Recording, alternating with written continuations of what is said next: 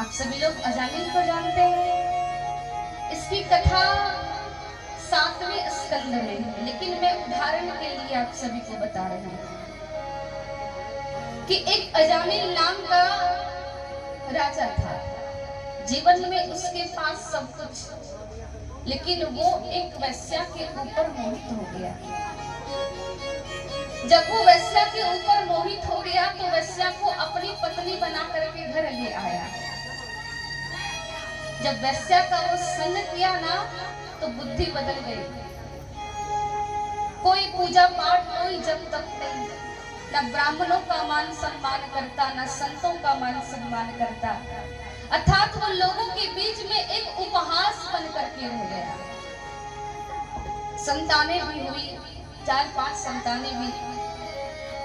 अब एक बार की घटना कि कुछ साधु सन्यासी लोग विचरण करते करते, घूमते घूमते उस अजामिल के ग्राम में आकर के पहुंच गए।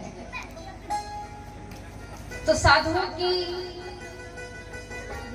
स्थिति ही वैसी होती है कि जहां भोजन मिले वहीं पाले, वहीं विश्राम कर ले, उनका कोई ठिकाना नहीं होता है। तो जितने भी साधु संत थे सभी लोग विचार किए क्या किन्हीं के यहाँ कोई ऐसा योग्य घर है जिनके यहाँ हम भोजन बना करके पा सके और रात्रि में विश्राम कर सके। तो लोग बता दिए अजामिल के घर का कि आप उनके यहाँ चले जाइए, आपको भोजन सेवा सब कुछ मिलेगा। जितने भी साधु लोग थे सब आ गए अजामिल के घर। अजामिल की जो पत्नी थी वो एक वैश्या प्रवृत्ति की स्त्री थी। जानती थी कि साधु संत मेरे हाथों से भोजन नहीं करेंगे और यदि मैं इनको भोजन करा दूं तो मुझे अपराध लगेगा। वो स्त्री सभी संतों को कही कि प्रभु मैं आपको कुछ कच्चा अनाज दे देती हूँ, आप बगल में भोजन बना करके पाले, अभी मेरे पति घर पे नहीं है। जितने भी संत थे सब भोजन बनाए और प्रेम पूर्वक भोजन पाए। अजामिल आया घर। अजामिल घर आया, जितने भी संत थे सब अजामिल से याचना किए कि राजा हम सभी तुम्हारे घर भोजन किए हैं और ये संसार का नियम है, जब आपके यहाँ कोई ब्राह्मण भोजन करता है या कोई साधु संत भोजन करता है तो बिना दक्षिणा के उन्हें नहीं जाना देना चाहिए। तो राजन तुम्हारे यहाँ भोजन तो मिल गया, अब बारी है दक्षिणा की। दक्षिणा दे दो, हम सभी लोग चले जाएंगे। अजामिल अहंकार में आकर के बोला बाबा अभी तक आप सबों का सम्मान मैंने लूटा नहीं, आपका अपमान किया नहीं, सबसे बड़ी दक्षिणा यही है, यहाँ से तुरंत निकल जाओ। सारे संतों ने विचार किया कि इस घर का नमक खाया हूँ, कुछ तो भला करके जरूर जाऊंगा। जितने भी संत थे अजामिल से बोले कि अजामिल तुमसे हम सबों को कोई दक्षिणा नहीं चाहिए, बस एक वचन चाहिए। बोले कैसे वचन?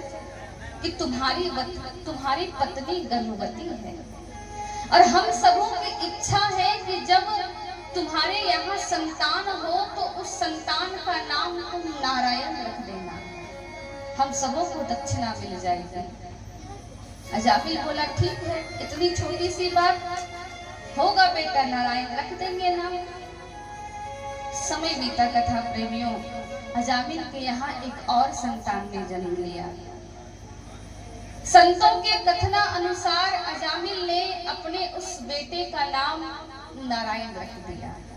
अब छोटा बेटा तो सबका सबसे प्यारा होता है।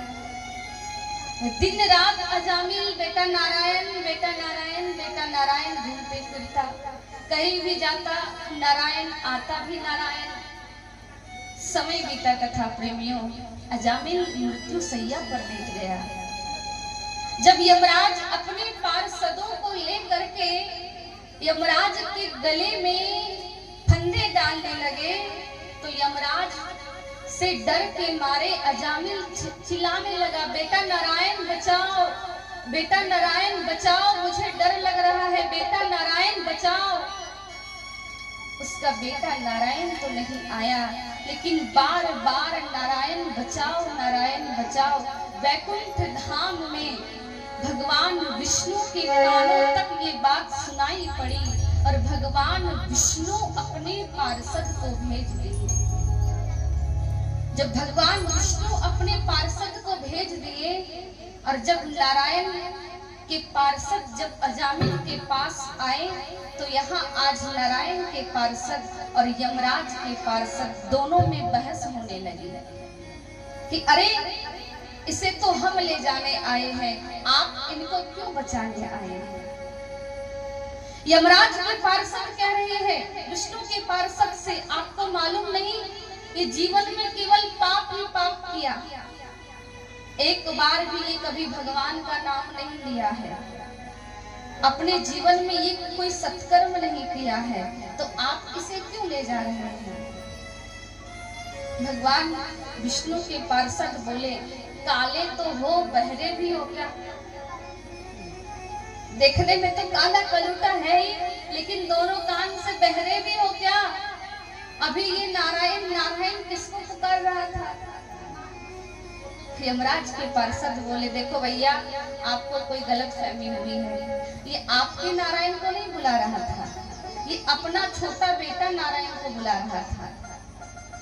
भगवान विष्णु के पार्षद बोले, देखो हमें मूर्ख मत बनाओ, ये भले ही अपने बेटे नारायण को बुला रहा होगा, लेकिन वास्तव में नारायण किसका नाम है। बोले वास्तव में नारायण तो लक्ष्मीपति भगवान विष्णु का ही है, तो इसका बेटा बचाने के लिए नहीं आया, लेकिन नारायण नारायण शब्द सुन करके भगवान विष्णु से नहीं रहा गया और वो रक्षा करने के लिए नहीं, अपने साथ ले जाने के लिए हमें भेजे हैं। प्रेम से बोलिए भक्तवत्सल भगवान की, क्योंकि ये अपने जीवन के अंतिम समय में भगवान का नाम ले रहा है। तो क्या इससे बड़ी कोई उदाहरण हम सबों के लिए हो सकती है। नहीं हो सकती है। लेकिन अभी के समय में क्या हम अपने बच्चों का नाम नारायण रखेंगे? नहीं रखेंगे। अरे मॉडर्न नाम चाहिए, है ना। देखो भैया हमारे यहाँ 16 संस्कार है, लेकिन अभी के समय इतना मॉडर्न हो गया है कि बच्चे के आने से पहले पापा अलग नाम रखते हैं, मम्मी अलग नाम रखती है, बाकी बात बुआ और मौसी की बात तो आप छोड़ ही दीजिए, है ना। उसके बाद जब 10 नाम हो जाता है तब पंडित जी से दिखवाने जाते हैं कि बाबा थोड़ा देख के बताइए तो कि कौन से अक्षर पर बाबू का नाम पड़ेगा। ये नहीं होना चाहिए। हमारे यहाँ 16 संस्कार है, जिसमें से नामकरण भी एक संस्कार ही है। जब बच्चे संसार में आ जाए उसके बाद ब्राह्मणों के द्वारा बच्चों का नामकरण संस्कार होना चाहिए, क्योंकि नाम का प्रभाव जीवन में बहुत पड़ता है। सभी को ये बातें ध्यान अवश्य रखनी चाहिए।